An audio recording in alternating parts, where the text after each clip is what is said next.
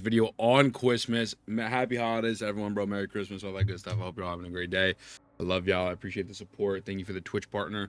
We're normally live almost every day. Twitch.tv _thin. Just came out the shower. Wanted to drop a little something real quick. A lot of people have been complaining about this new event, so let's just get right into it. I don't want to waste your time. Tactical Simulcara II event update. I didn't believe this at first. I thought this was a troll.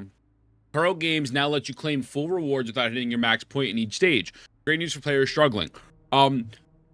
Normally, I am a hardcore player, and I try to be on the side of the casuals, but I do have a little bit of elitist in me, and I think, like, hey, listen, man, if a new player can't clear TOA or they can't clear endgame, it's really not a big deal. You really have no right to complain because you just started playing the game. You got to get good.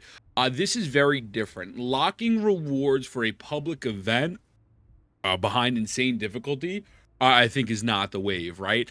And so it's one thing if this was an endgame mode and then they're missing those couple, little boxes.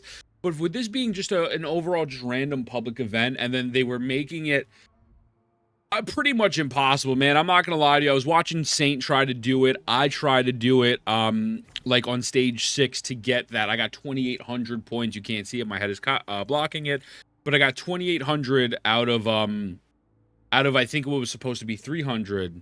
3,000. But now they changed it to 2,100. So they pretty much changed the point barrier, so I can claim everything here, even though I didn't necessarily complete it. Now, again, I'm just going to be outward with you right now, and I'm going to say this right now. Zenless Zone Zero and Kuro games have easily become the best devs in Gacha over the past couple months. Right? I want to throw ZZZ in there, and I want to throw Hoiverse in there before people call me Kuro boxes. I think the title of this video is going to be like Devs Listen or Best Devs in Gacha Gaming, whatever the case may be.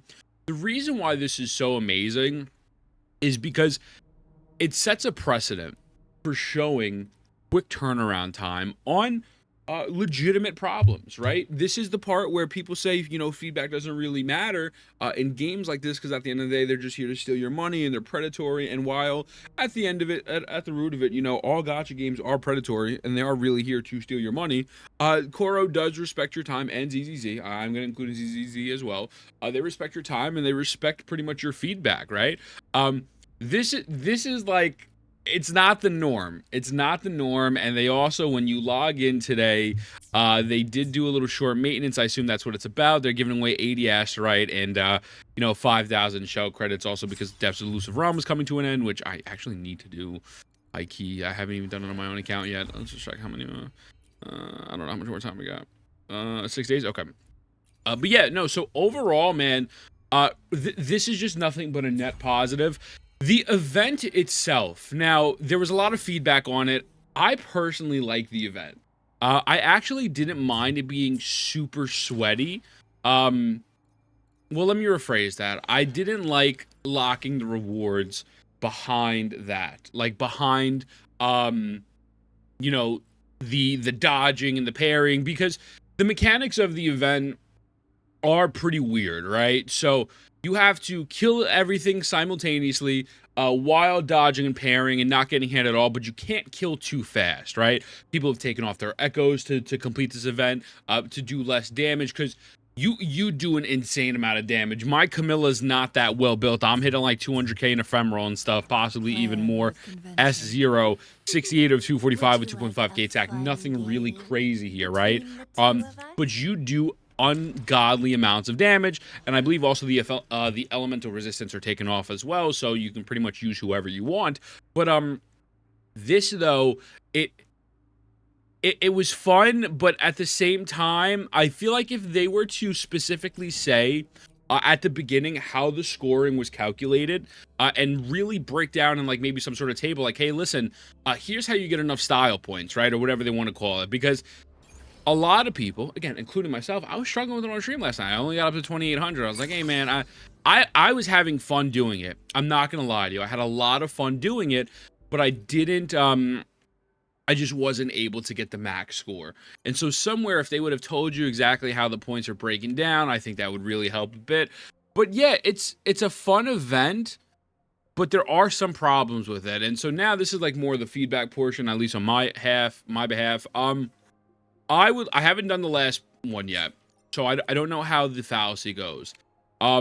Me personally, if they were to bring this event back, because I think the event is very unique and I think it's really good, I would like to see the bosses take less damage, give us a little bit more time to clear things, a lot bit more time actually. Maybe start the timer at like 7 minutes or 10 minutes or something, and actually make it feel like a real, genuine, I don't want to say tower mode, but like kind of like a Mortal Kombat thing where you go up, up, up, up, you continuously going up the line of bosses. Like, wait a second, now this is getting harder. So like at the beginning, let's say you start with Inferno, he takes more damage, but each boss increasingly takes less damage. They attack more frequently. They do more things like from the holograms, but still make it beatable, right? Again, I understand, because I think this game mode has potential for endgame. I don't want to make the event too hard because, again, at the end of the day, an event should not be restricted.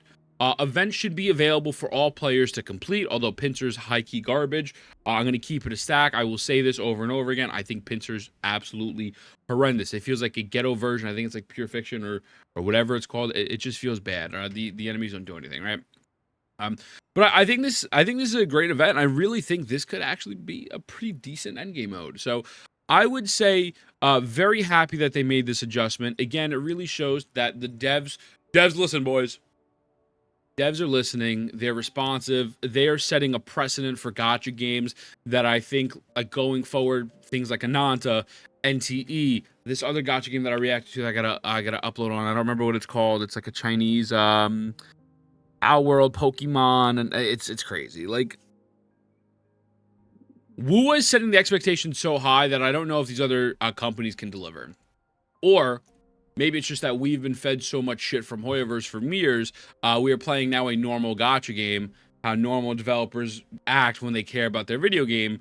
You know, I don't know. You can go whatever route, but I'm saying that I think this is a great change, and I'm very happy they went about this. Because, again, lock and rewards behind the event, it's a little stinky.